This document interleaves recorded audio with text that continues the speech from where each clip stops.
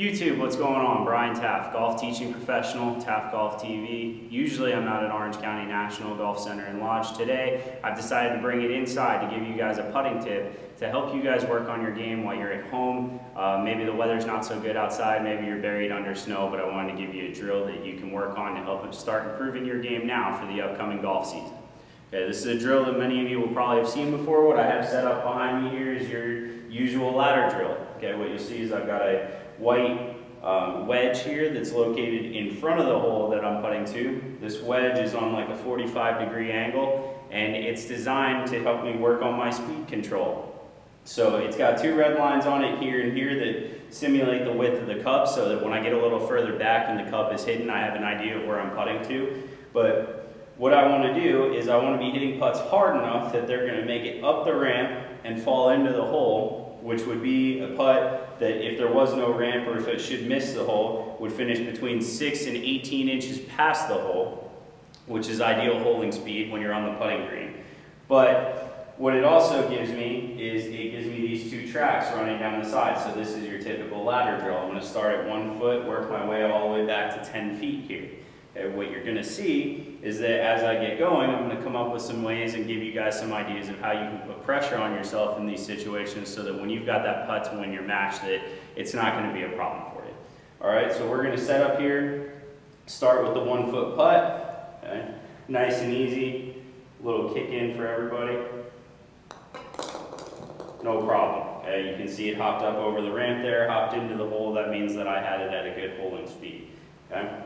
If it goes over the hole after it hits the ramp, that's a putt that obviously would have finished beyond 18 inches of the cup. So outside of what we would ideally like to have the ball sitting at should we miss the putt. But hopefully doing this drill, we're going to miss a whole lot less of them. Okay? And then obviously if it's not hard enough, it'll come right back down the ramp towards me. So we'll move back, we'll go to the 2 foot putt. No problem.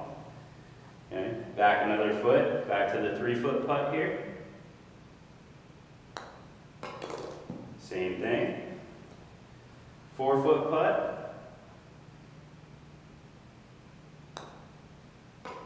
Ooh, just barely got it up over the ramp, but again, that one's in, so that's a good putt. Now I'm starting to get into a little bit more ticklish range. All right, on the PGA Tour, those guys average about 99% from inside of 4 feet. And when we start getting to 5, 6, 7 feet, we're looking at a PGA Tour average of about 83%. So 83% of the time these guys are holding these putts. But with this game, and what I haven't gotten to yet, is now we're starting to add a little bit of pressure to these putts. So we'll continue on here. 5 footer. No problem.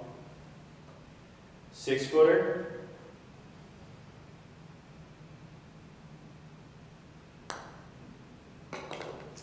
Same thing, 7 feet, getting on a pretty good roll here.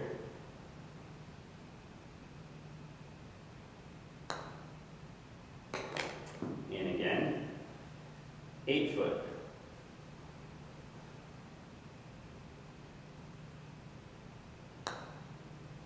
Oh, okay, look, I just missed one. I missed my 8 footer, okay? So 7 out of 8, not bad, but here's what we can do now to make this game a little bit more challenging, add a little bit more pressure to get you ready for your match.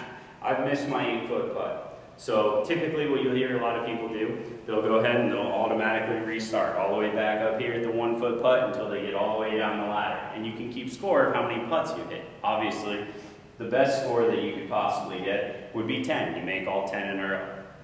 If it takes you 100 times to go all the way through, you're getting into some pretty big numbers. I've missed the 8 footer, so that's obviously one way I could go ahead and modify the game. I'm going to give you a little bit different option of how you can work on your own putting game at home. I'm going to keep going. I'm going to move back here to my 9 foot putt.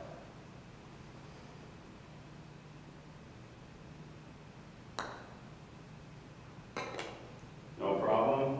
And then lastly, my 10 foot putt.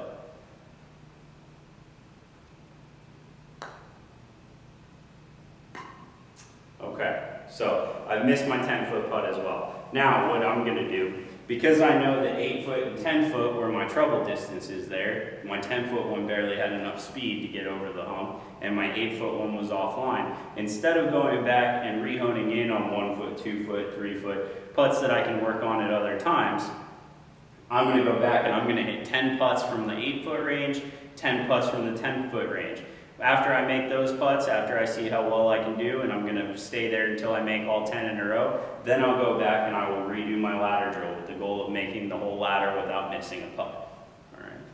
To give you guys a little bit of a different idea of how you can do this, obviously not everybody has this wedge at home to keep them from hitting putts that are going to be too far past the hole. Instead of having to go out and buy something like this, all you have to do, put down a couple alignment sticks, a couple chalk lines, about a foot apart, and then lay a club down in front of the hole. It's obviously not going to be scientifically perfect in the distance that the putt would miss the hole by, but it'll give you the same idea. You hit it too soft, the club's going to stop the ball from going. You hit it too hard, and it's going to hop up over the hole. Okay, so hopefully this is a putting tip that you guys can use, a drill that you can use to improve your putting at home while it's cold, while it's rainy, and I'll catch you next time here on TaaffeGolfTV. Thanks.